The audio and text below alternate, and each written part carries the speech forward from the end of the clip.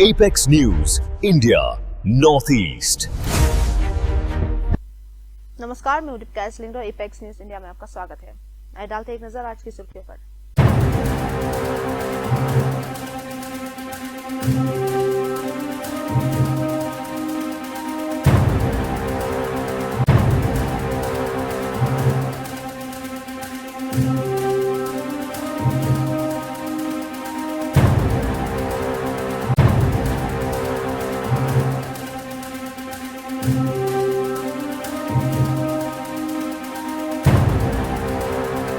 अब खबरें विस्तार से। गारो स्टूडेंट्स यूनियन जीएसयू ने कई एनजीओस और प्रेशर ग्रुप्स के साथ मिलकर मेघालय के गवर्नर को एक विस्तार से प्रस्ताव दिया है, जिसमें जीएचएडीसी चुनाव में भाग लेने के लिए शेड्यूल ट्राइब एसटी सर्टिफिकेट को तुरंत अनिवार्य बनाने की मांग की है। यूनियन ने कहा कि नॉन ट्राइबल्स को चुनाव में शामिल करना कॉन्स्टिट्यूशनल अनोमली है, जो 6th शेड्यूल की भावना के खिलाफ है। जीएसयू ने 1952 के चल रहे पुराने रिवाजों पर भी सवाल उठाते हुए कहा कि अगर कोई परंपरा संविधान के विरुद्ध हो तो उसे जारी नहीं रखा जा सकता। So, as a matter of fact, we met the government for one point only, that the scheduled tribe certificate be made mandatory. It must be made mandatory for any participation for voting or contesting in the district council election. That is one of the points. Now another point is amending Rule 128.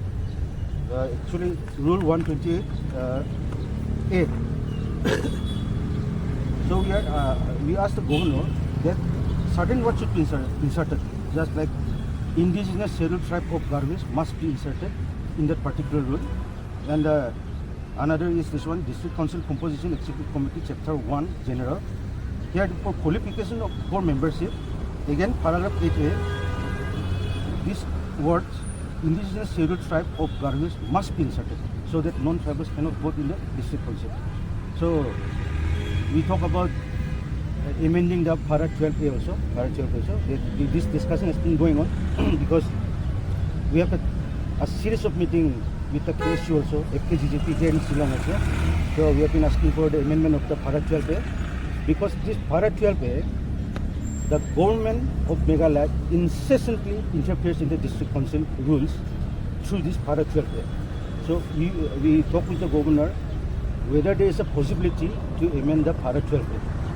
So the governor has been his response has been quite positive. And दो भारतीय LPG carriers जगवसंत और pine gas, जो कुल 92,612.59 metric ton LPG ले जा रहे थे, straight of Hormuz से सफलता से गुजर गए हैं। दोनों जहाजों पर क्रमशः 33 और 27 भारतीय क्रू मेंबर्स मौजूद है।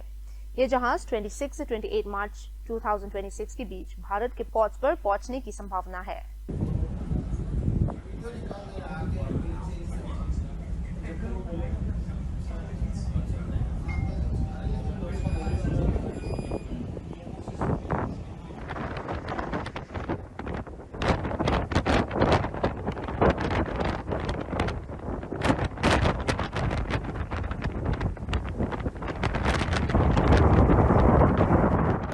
पोर्ट्स, शिपिंग और वाटरवेज मंत्रालय के स्पेशल सेक्रेटरी राजेश कुमार सिन्हा ने बताया कि 6 एलपीजी कैरियर्स रवाना होने के लिए तैयार है और ईरान ने स्ट्रेट ऑफ हॉर्मुज से गुजरने वाले जहाजों पर कोई टोल नहीं लगाया है।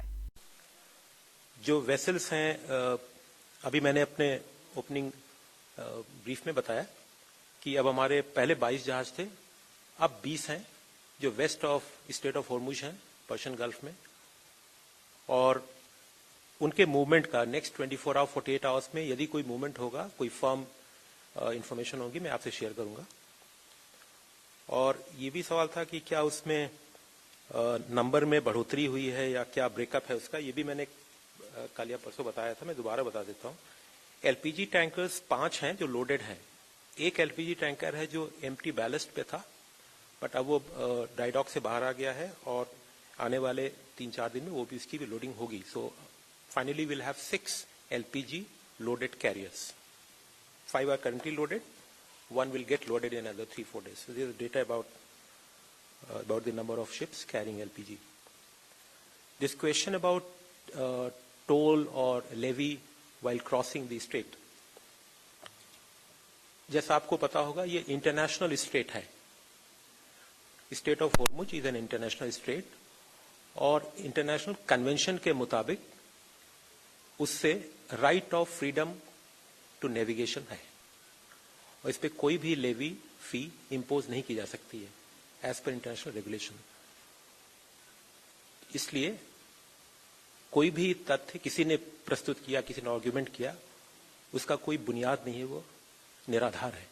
आंध्र प्रदेश के विजयवाड़ा में काउंटर इंटेलिजेंस ऑफिशियल्स ने 3 युवा मोहम्मद रहमतुल्लाह शरीफ, मिर्जा सुहेल बेग और मोहम्मद दानिश को हिरासत में ले लिया है। इन पर सोशल मीडिया पर टेररिस्ट गतिविधियों का समर्थन करने का आरोप है। Case has been registered in the crime number 98/26 in Two Town Police Station. In this case, on a credible information, inquiry has been made, and we have found that 3 accused, namely Rahmatullah, Muhammad Danish, and Mirza Suhail, they have formed online Instagram group, and they were involved in radicalization activities that is involving serious unlawful and anti-national activities.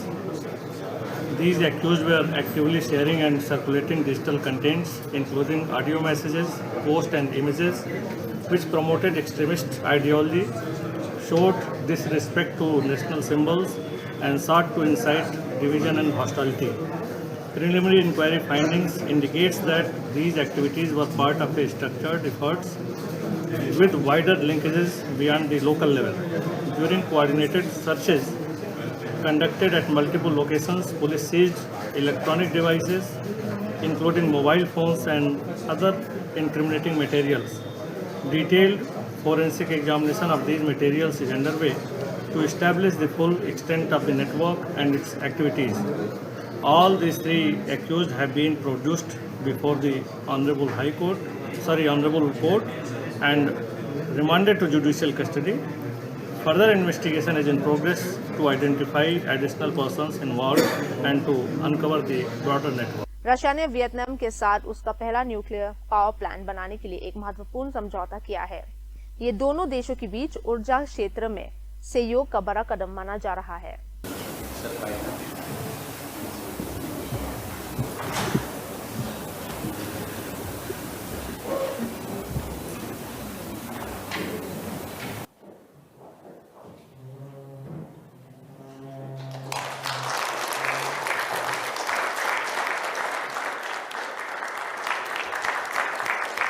Israel के प्रधानमंत्री Benjamin Netanyahu ने कहा कि युद्ध कब खत्म होगा इसका फैसला अमेरिका नहीं बल्कि इजरायल डिफेंस फोर्सेस IDF करेगी।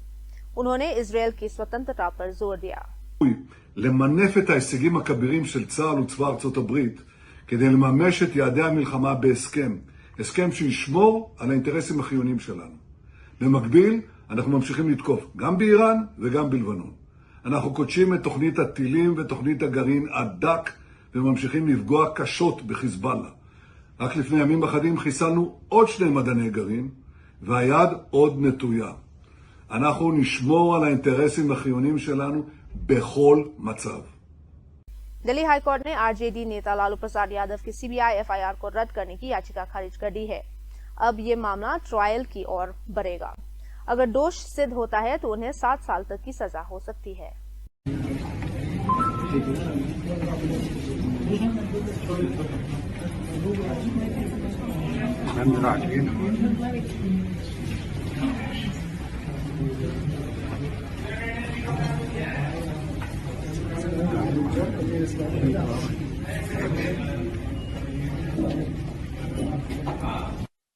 सोशल मीडिया पर वायरल एक विवादित बयान जिसमें जबरदस्ती धर्म परिवर्तन और हिंसा की बात कही गई ने लोगों में तीखी प्रतिक्रिया पैदा की है। इससे सांप्रदायिक सद्भाव को लेकर चिंता बढ़ गई है। When Muslims go and conquer the adjacent country, what do? We kill them all? No. The Prophet says, the first thing you do is call them to Islam. If they refuse, then tell them Allah obliged upon you to pay taxation. In return, when enemy comes and attack your country, you don't fight. We Muslims protect you. Subhanallah, for this little money? Yes. And you enjoy sitting in your homes and in your country and live your life normally. But the ruling is for Sharia. So you do not open nightclubs, you do not fornicate. If they refuse, then we have to fight. And if we fight you, then we capture you, you become our slaves, and we take your land, and you take because you refuse. I give you two good options in the coming 40, 50 years when the Muslims become strong as they're supposed to be. Israel ने दक्षिणी Lebanon में Hezbollah के ठिकानों पर नए हवाई मामले किए हैं। रिपोर्ट्स के मुताबिक 100 से अधिक मिलिटेंट्स, जिनमें कम से कम 6 टॉप कमांडर्स शामिल हैं, मारे गए हैं।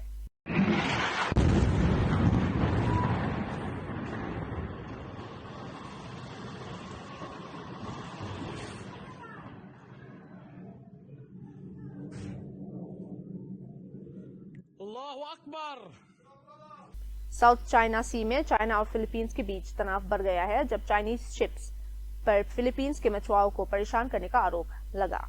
दोनों देशों ने अपनी नेवी तैनात कर दी है।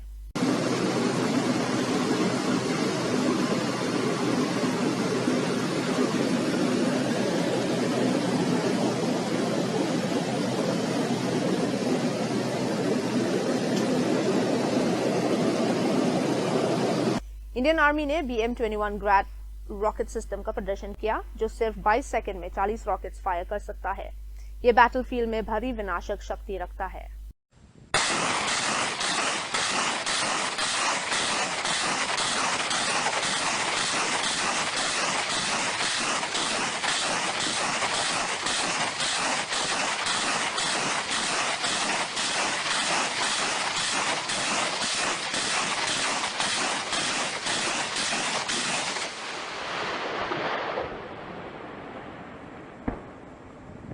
प्रधानमंत्री मोदी ने राज्यसभा में घोषणा की कि सरकार ने देश में शिप मैन्युफैक्चरिंग को बढ़ावा देने के लिए 70,000 करोड़ रुपए का प्रोजेक्ट शुरू किया है।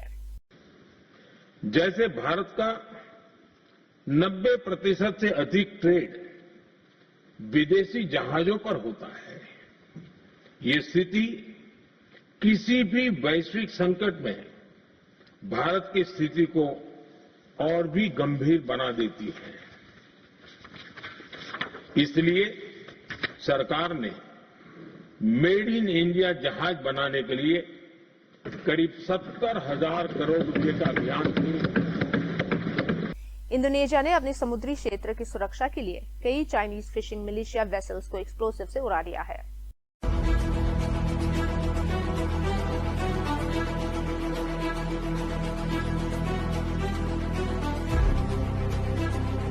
इंडियन आर्मी ने चाइना पाकिस्तान सीमा पर पिनाका रॉकेट सिस्टम की तैनाती को तेज कर दिया है। फिलहाल 7 रेजिमेंट्स ऑपरेशनल है और जल्दी ही 10 होने वाली है, जबकि भविष्य में 22 रेजिमेंट्स का लक्ष्य रखा गया है।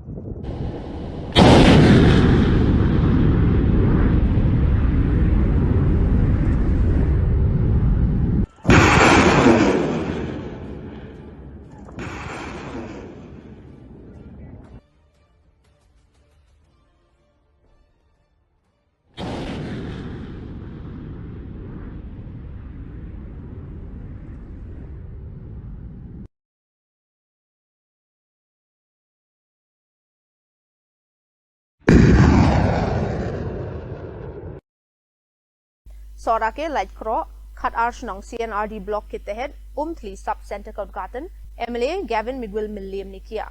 यह प्रोजेक्ट प्रधानमंत्री Ayushman Bharat health infrastructure mission और नेशनल हेल्थ मिशन के तहत 55 लाख रुपए की लागत से तैयार किया गया है।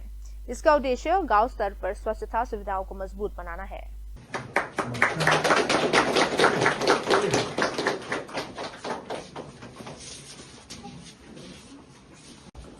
The agni opor momenta ng kap ni ripon kum ka dak chongi chikli perkara chongi yakin ka sub center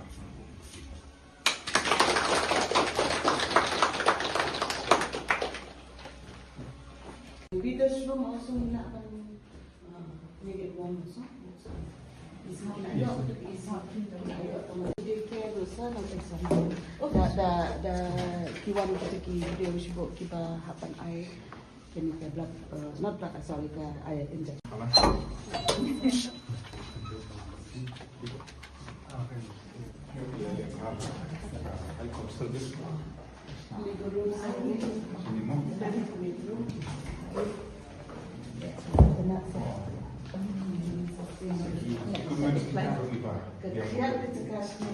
कल फिर मिलेंगे कुछ और खबरों के साथ, तब तक के लिए हमें इजाजत दीजिए। नमस्कार। Apex News, India, Northeast.